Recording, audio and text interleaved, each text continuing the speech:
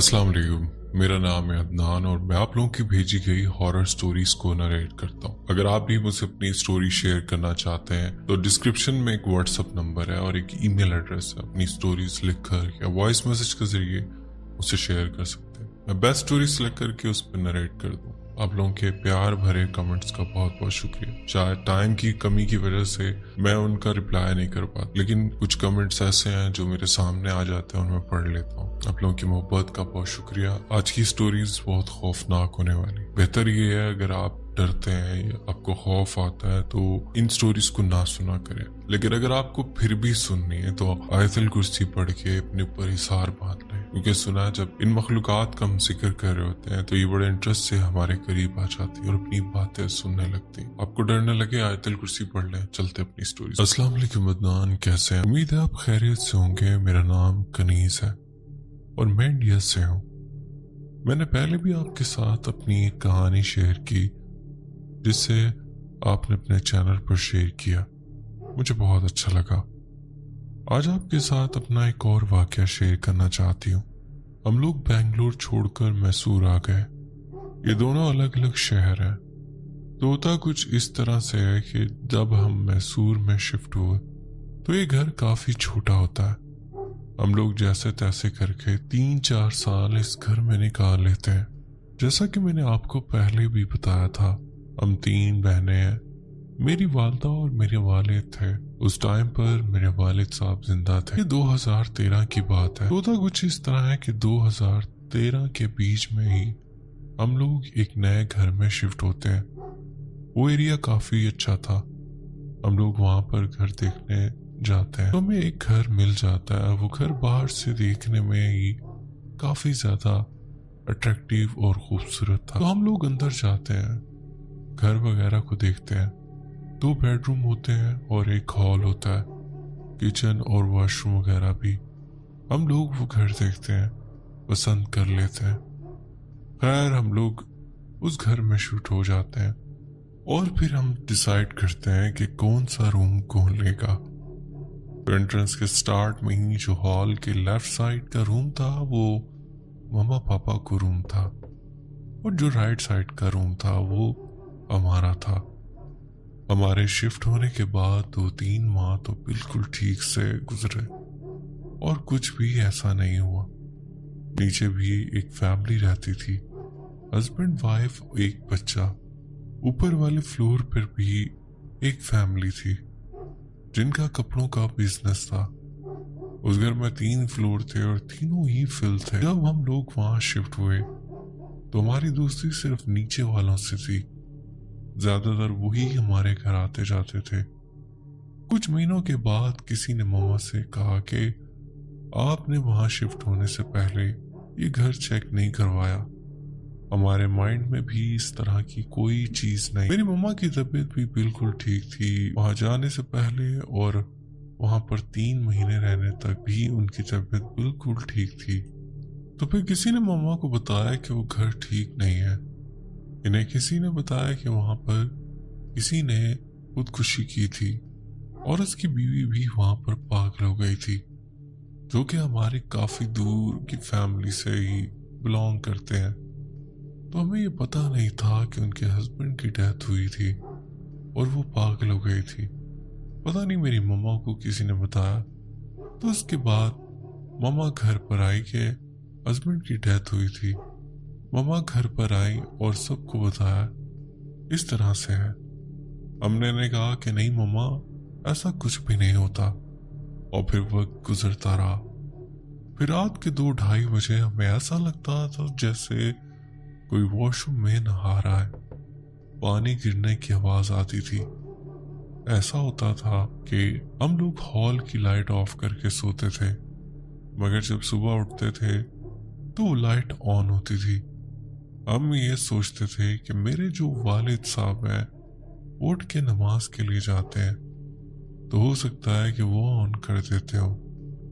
हम इस चीज को ज्यादा नोटिस नहीं करते थे और फिर इसी तरह से छोटी मोटी चीजें होने लगी। हमारे अंदर बदलाव आने लगा। हम सब चिड़चिड़े हो गए, जबकि मैं बहुत ज्यादा खामोश रहने वाली लड़की, किसी से इतनी ज्यादा बात नहीं करती। मैं हर चीज में बहुत ज्यादा चिड़चिड़ करने लग गई। मेरी बहन भी बहुत ज्यादा गुस्सा करने लग गई।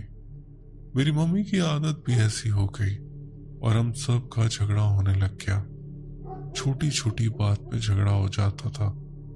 और फिर एक दिन ऐसा हुआ कि मम्मा बैठी हुई है। उस टाइम मैं मैट्रिक में थी। ऐसे ही बातों बातों में कोई बात हुई।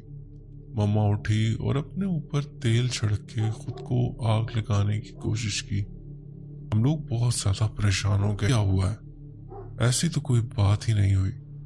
जैसे तैसे करके हमने अपनी मम्मा को संभाला और फिर आहिस्ता आहिस्ता मेरी मम्मा बहुत ज्यादा बीमार हो गई। वो इतनी ज्यादा बीमार हो गई कि 7 दिन में 5-6 दिन तो हमारे हॉस्पिटल के चक्कर काटने में ही गुजर जाते थे।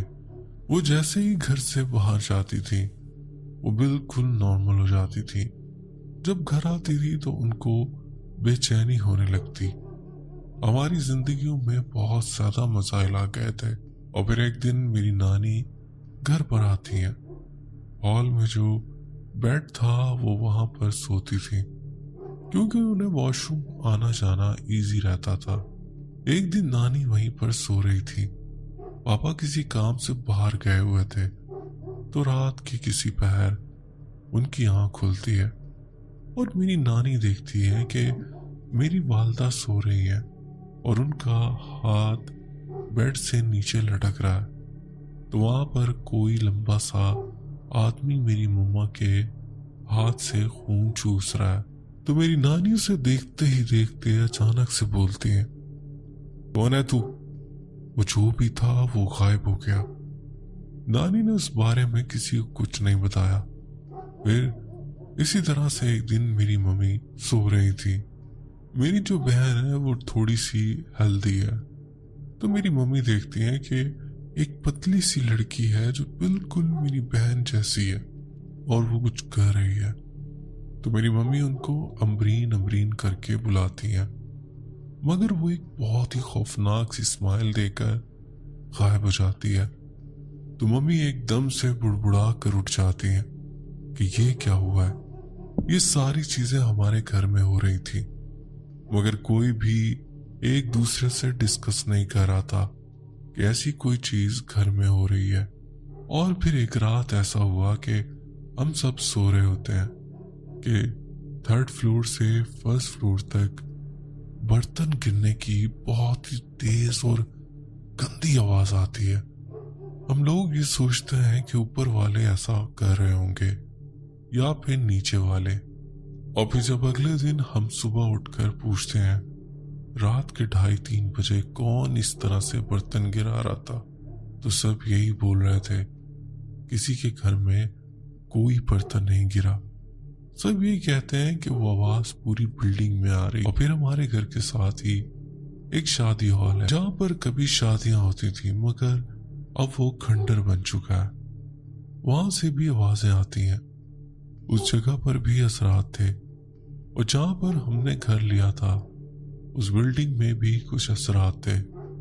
और फिर आहिस्ता आहिस्ता हम लोग घर में नमाज और कुरान ज्यादा से ज्यादा पढ़ने लगे। फिर एक दिन ऐसा होता है कि मेरे वालिद साहब नमाज के लिए उठते हैं। वो सारी लाइट वगैरह चेक करके और बंद करके सोते थे और मेरी बड़ी बहन सो गई थी, जबकि मेरी जो छोटी बहन थी वो मम्मी पापा के पास होती थी। उस टाइम पे मेरी नानी भी वापस जा चुकी थी। तो होता कुछ तरह है कि रात के 2:30-3 बजे लाइट ऑन होती है। ये चीज मेरे फादर नोटिस कर रहे थे। उस रात सोए नहीं हुए थे। तो मेरे वालिद साहब ने देखा कि कोई आया है और लाइट ऑन कर गया है। जब सुबह हुई तो वो मुझसे और मेरी बड़ी बहन से पूछ रहे थे कि रात को तुम लोगों ने लाइट क्यों ऑन की। हमने कहा कि हम लोगों ने तो लाइट ऑन नहीं की। तो मेरे पापा जो है वो सोच में पड़ गए कि ये क्या चक्कर है।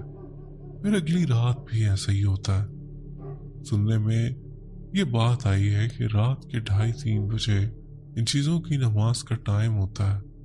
वहां पर जो भी चीज़ें थी वो मुसलमान। मेरे पापा नोट करते हैं कि बर्तन धोने की आवाज आ रही है, किसी के